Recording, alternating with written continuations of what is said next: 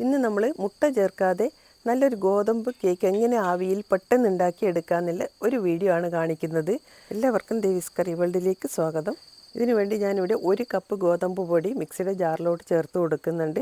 ഗോതമ്പ് പൊടിക്ക് പകരം മൈദ വേണമെങ്കിലും ചേർത്ത് കൊടുക്കാം. മുട്ട ചേർക്കാൻ ആഗ്രഹമുള്ളവർക്ക് ഇതിലേത് ഇൻഗ്രീഡിയൻ്റാണ് ഒഴിവാക്കേണ്ടതെന്ന് ഞാൻ അവസാനം പറഞ്ഞുതരാം. ഇനി നമുക്ക് വേണ്ടത് ഇതേ കപ്പിൽ 1/4 കപ്പ് തൈരാണ്. നിങ്ങളെല്ലാം ഒരേ കപ്പ് വെച്ച് തന്നെ ഇൻഗ്രീഡിയൻസ് എടുക്കാൻ ശ്രമിക്കണം. ഇനി നമുക്ക് വേണ്ടത് 1/2 കപ്പ് പാലാണ്. ഇതുകൂടി മിക്സിയിലേക്ക് ചേർത്ത് കൊടുക്കുന്നുണ്ട്.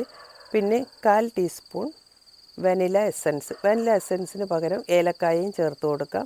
പിന്നെ 2 ടേബിൾ സ്പൂൺ സൺഫ്ലവർ ഓയിലാണ് ചേർക്കുന്നത്. ഏത് വെജിറ്റബിൾ ഓയിൽ വേണമെങ്കിലും ചേർത്ത് കൊടുക്കാം. ഇതെല്ലാം കൂടി നന്നായി അടിച്ചെടുത്തിട്ടുണ്ട്. സ്മൂത്തായി വേണം നമ്മളിതുപോലെ അടിച്ചെടുക്കാൻ. ഇനി ഇതിലേക്ക് റവയാണ് ചേർത്ത് കൊടുക്കുന്നുണ്ട്. 2 ടേബിൾ സ്പൂൺ റവ ചേർത്ത് കൊടുക്കുന്നുണ്ട്. റവ ഇതിലേക്ക് നന്നായി യോജിച്ച് വരണം. അതുവരെ നമുക്കിതൊന്ന് മിക്സ് ചെയ്തെടുക്കാം. റവ ചേർത്തതിന് ശേഷം നമ്മൾ ഒരിക്കലും മിക്സിയിൽ അടിക്കരുത്. ഇതുപോലെ മിക്സ് ചെയ്ത് വേണം നമ്മളിത് നന്നായി യോജിപ്പിച്ചെടുക്കാൻ. ഇപ്പോൾ നന്നായി എല്ലാം യോജിച്ചിട്ടുണ്ട്. ഇനി നമുക്കിതൊന്ന് അടച്ച് വെക്കാം. ഒരു 20 മിനിറ്റ് ഞാനിത് മാറ്റി വെച്ചിട്ടുണ്ട്. അപ്പോഴത്തേക്ക് റവയൊക്കെ നന്നായി കുതിർന്ന് കിട്ടിയിട്ടുണ്ട്.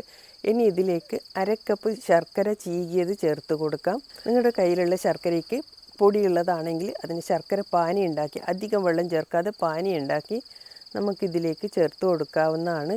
ഇപ്പം ഞാൻ നല്ലൊരു ഓർഗാനിക് ശർക്കരയാണ് എൻ്റെ കയ്യിലുള്ളത്. അതുകൊണ്ട് ഞാൻ ഡയറക്റ്റായി ചേർത്ത് നന്നായി മിക്സ് ചെയ്തെടുക്കുന്നുണ്ട്.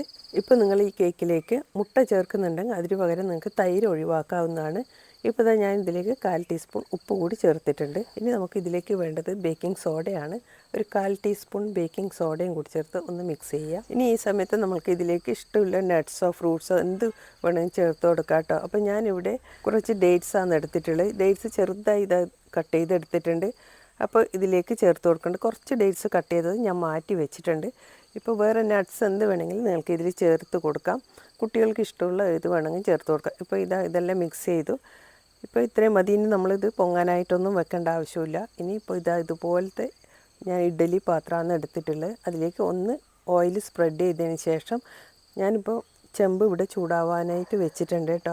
നന്നായി ആവി വന്നതിന് ശേഷമാണ് നമ്മളിത് അതിലേക്ക് വെക്കേണ്ടത്. അപ്പോഴാണ് നമുക്കിത് പെർഫെക്റ്റായിട്ട് കിട്ടുക. നല്ല സോഫ്റ്റ് പലഹാരം തന്നെ കിട്ടും നമുക്ക്.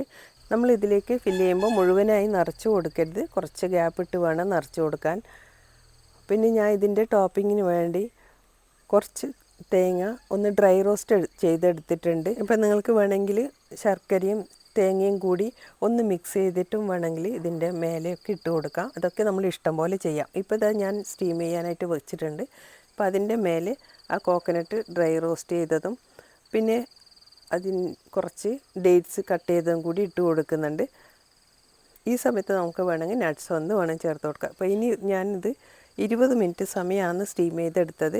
ഇപ്പോൾ നന്നായി തന്നെ പൊങ്ങി വന്നിട്ടുണ്ട് കേട്ടോ. അതുമാത്രമല്ല നല്ല സോഫ്റ്റാണ്. ഇപ്പോൾ ഇതുപോലെ ഇങ്ങനെ കൈകൊണ്ട് ഇതുപോലെ എടുക്കാൻ നമുക്ക് പെട്ടെന്ന് കിട്ടും. തണുത്തതിന് ശേഷം മാത്രം നമ്മളെടുത്താൽ മതി, അല്ലെങ്കിൽ അത്ര പെർഫെക്റ്റായി കിട്ടില്ല കേട്ടോ. ഇപ്പോൾ കണ്ടോ, നല്ല സോഫ്റ്റ് പലഹാരം തന്നെ കിട്ടിയിട്ടുണ്ട്. അപ്പോൾ എല്ലാവരും ഉണ്ടാക്കി നോക്കണം. കുട്ടികൾക്കൊക്കെ സ്കൂൾ വിട്ട് വരുമ്പോഴൊക്കെ കൊടുക്കാൻ നല്ലൊരു പലഹാരം തന്നെയാണ്, ബ്രേക്ക്ഫാസ്റ്റിനായാലും. അപ്പോൾ നിങ്ങൾക്ക് എൻ്റെ വീഡിയോ ഇഷ്ടമായെന്ന് കരുതുന്ന വീഡിയോ ആയിട്ടുണ്ടെങ്കിൽ ലൈക്ക് ചെയ്യാനും സപ്പോർട്ട് ചെയ്യാനും മറക്കല്ലേ. Thank you for watching.